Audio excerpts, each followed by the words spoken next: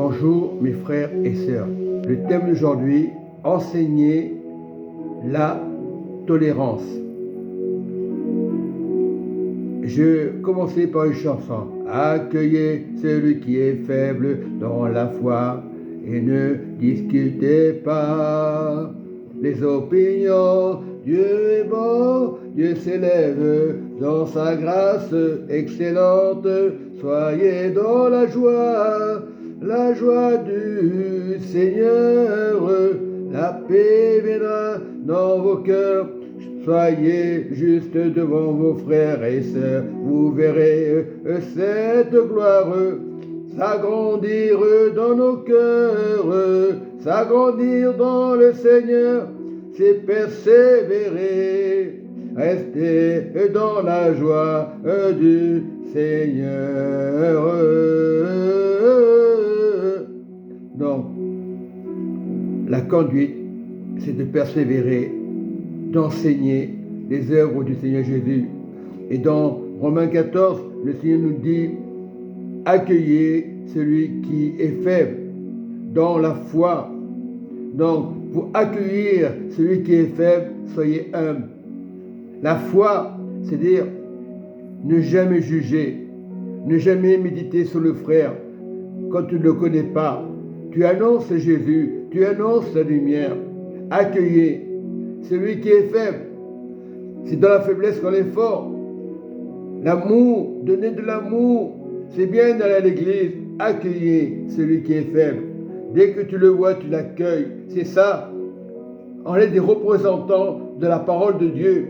Dans l'église, peu importe la personne, la première qui voit un frère, une sœur, l'accueille. Accueillez. C'est important. Quand tu vas à l'église, il y a un responsable qui va t'accueillir. C'est normal. Il faut le faire automatiquement dans le Seigneur. Ça doit venir du royaume. Il ne faut pas hésiter. Tu es sur la terre. Dieu t'a donné des principes d'aimer ton frère, ta sœur. C'est le pouvoir de Jésus. Si tu n'as pas le pouvoir de Jésus, si tu fais comme les païens, ce n'est pas la peine. Accueille ton frère et ta sœur. Tel croit pouvoir manger tout, tel autre qui est faible ne manque que des légumes, que celui qui mange ne méprise point celui qui mange pas, et que celui qui ne mange pas ne juge point celui qui mange, car Dieu l'a accueilli, car Jésus vous a accueilli. C'est ça l'évangile. Il a fait dès le commencement. Il y a plus de 2000 ans, il a fait pour la prostituée, pour l'aveugle, pour les lépreux. Il n'a pas eu de jugement. Il a accueilli simplement. Accueilli, c'est recevoir le royaume, la lumière de Jésus. Oui, c'est important,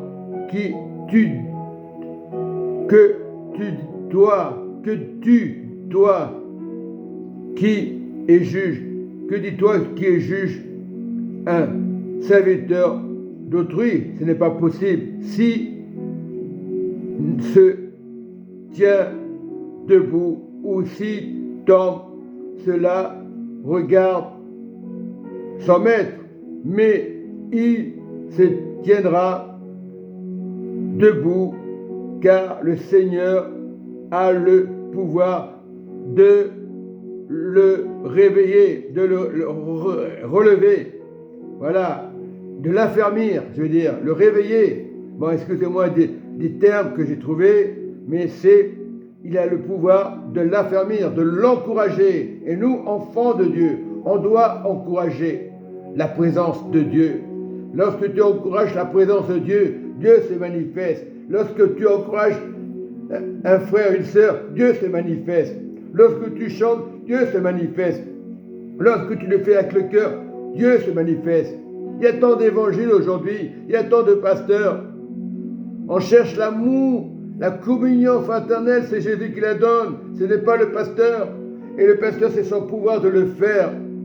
enseigner les choses de Dieu, enseigner les choses du royaume. C'est ça être un bon professeur. Jésus est un bon professeur. Il n'est pas n'importe qui.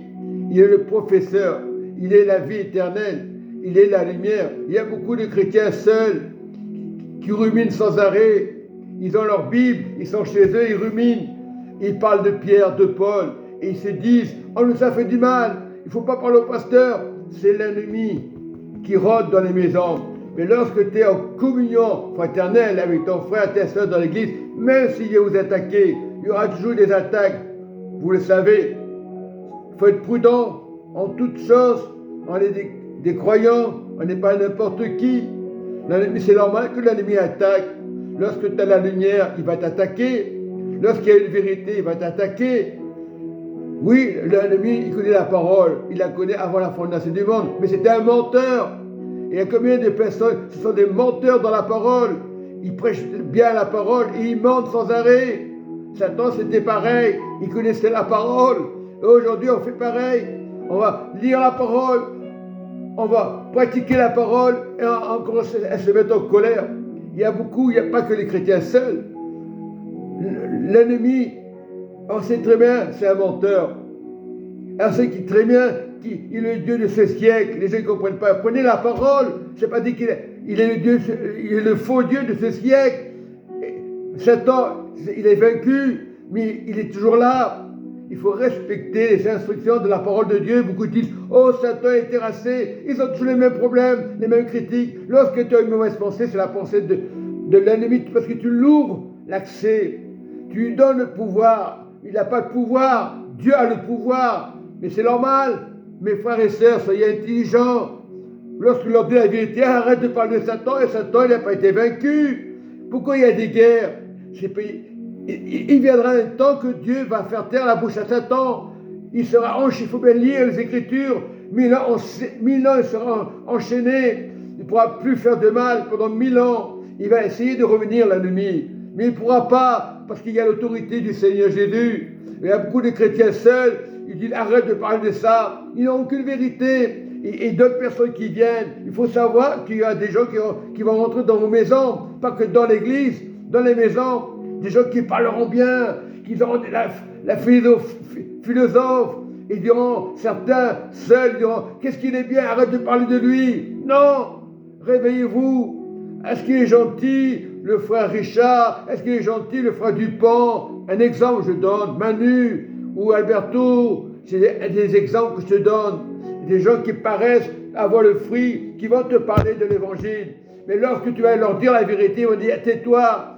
Viens avec nous, enfermés dans les maisons, il y a un danger, on vous le dit. Il vaut mieux être avec les frères et sœurs, même s'ils ont des défauts, même s'ils ont des jugements. C'est Dieu qui va guérir. Il y aura un moment que Dieu viendra. Satan, il est terrassé. Je sais qu'il est terrassé. Mais si tu lui donnes le pouvoir, il viendra dans les pensées. Satan n'a pas de cornes. Il y a beaucoup de gens, des enseignants qui sont avec toi pendant des années. Viens à la maison, laisse tomber les pasteurs. Ce sont des faux enseignants qui ont été blessés avant. Ils ont l'instruction, ils ont l'intelligence. Et beaucoup diront waouh. Il n'y a pas de waouh. Un chrétien qui est dans une maison, c'est pas que le diable, il va le tuer. Non, il a une pensée de colère envers le frère, la sœur. Des blessures reviendront. Il y aura toujours des blessures. Mais la persévérance, c'est garder la foi. Au lieu de quitter vos assemblées comme font certains, ouais, par ignorance, parce qu'ils n'ont pas ce qu'ils veulent. Il y a un temps pour tout. Si le frère est devant, c'est que Dieu l'a choisi. Et il choisira ce frère. Mais si tu as la connaissance, si le frère est devant, c'est qu'il a été déjà enseigné. Qu'est-ce qu'il va faire l'ennemi? Il va attaquer le frère. Ah, attention, pourquoi lui est devant? Pourquoi moi je suis toujours derrière? Non. La connaissance, c'est Dieu. Moi, je peux être derrière, devant. Dieu te donnera la connaissance humble. Il faut être humble. Lorsque tu es devant, sois encore plus humble encore. L'ennemi ne peut pas te toucher. Dieu fait des miracles et des prodiges. Beaucoup ne croient plus aux miracles. Ah, prends la parole, ça suffit. Ce sont des faux enseignants. Et ça les vexe. Ils vont te rappeler. Je sais qu'ils vont te rappeler. Parce que pour eux, c'est pas normal. Pourquoi tu n'es pas avec nous? Pourquoi tu vas à l'assemblée? Mais chacun fait comme il veut. Mais moi, j'ai appris Satan. Il n'existe pas. On lui donne le pouvoir. il est vaincu, bien sûr qu'il est vaincu. Mais prenez la Bible, le Dieu de ce siècle, c'est-à-dire le Dieu minuscule, je ne parle pas le Dieu de la réalité de Jésus. Oui, Dieu a envoyé son Fils et pour indiquer le chemin, la vérité, pour enseigner. Mais l'ennemi est vaincu, bien sûr. Il y aura un moment qu'il sera vaincu définitif, 1000 ans. Il n'y aura plus de problème, il n'y aura plus de pensée. Tout le monde aura la paix. Aujourd'hui, on parle de Jéhovah, on parle des Mormons. Arrêtons. Parlons de la parole de Dieu. Parlons de la lumière de Jésus. Il y a combien de chrétiens seuls qui font leur propre culte et après ils deviennent agressifs parce qu'ils ont été blessés, alors ils partent. Satan est rusé. Satan ne le voit pas, on vous le dit. Le Dieu de ce siècle, prenez la Bible, c'est marqué. Que veut dire le Dieu de ce siècle? Prenez le dictionnaire et au lieu de dire lui il a tort, moi je n'ai pas tort. À un moment j'étais capricieux.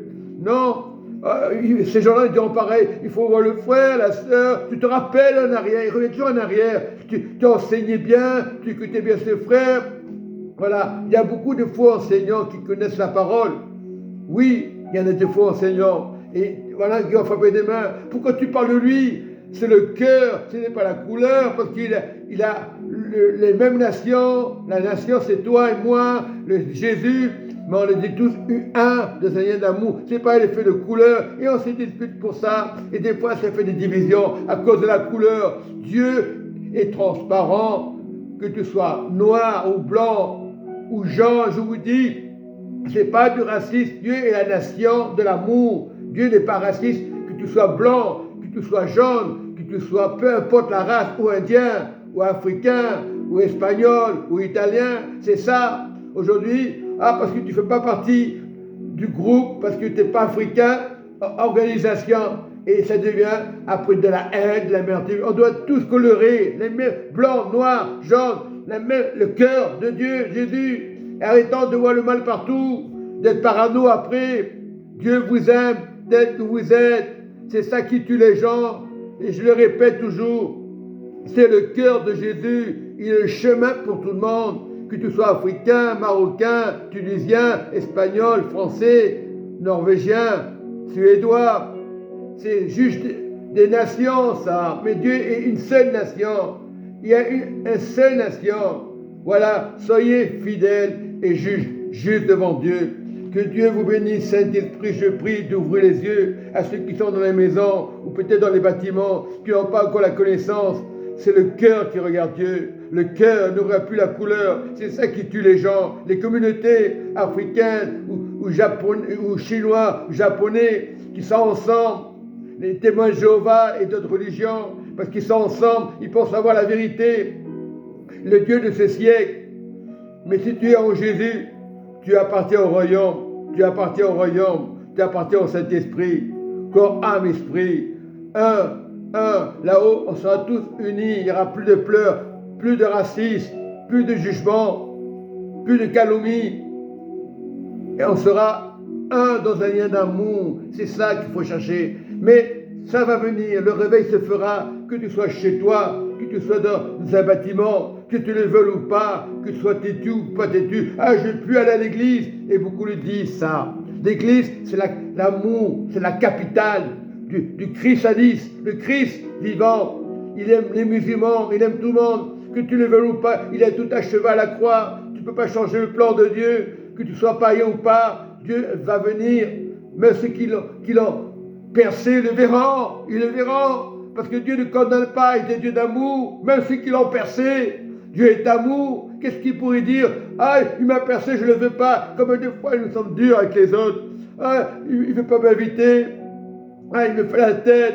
Non, ceux qui ont percé le Seigneur, ils le verront. Mais on doit être vraiment dans le Seigneur, dans l'amour de Jésus. C'est ça l'évangile. On ne doit pas critiquer les pasteurs, les communautés, c'est vrai. On a chacun ses habitudes, mais le principal, c'est Jésus-Christ de Nazareth. C'est Jésus-Christ de Nazareth.